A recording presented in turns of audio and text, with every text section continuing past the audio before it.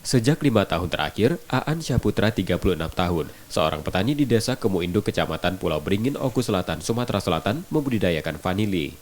Hal itu dilakukannya menyusul tak stabilnya tanaman kopi yang ditanamnya.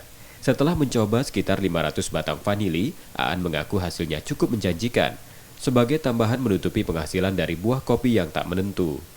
Vanili oleh Aan ia tumpang sari dengan tanaman lain di lahan seluas 1 hektar miliknya.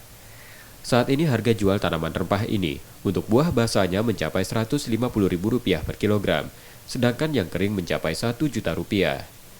Untuk 1 hektar lahan vanili, Aan menghasilkan lebih dari 500 kilogram buah basah. Sementara dalam sebulan ia mampu memanen vanili 200 kilogram buah basah.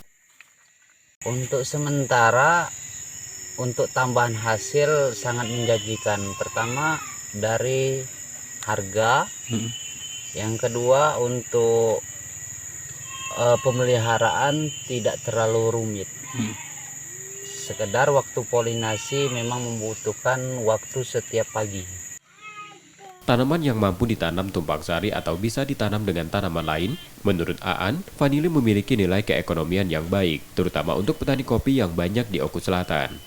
Setiabudi, Kompas TV, Ogan Komering Ulu Selatan, Sumatera Selatan.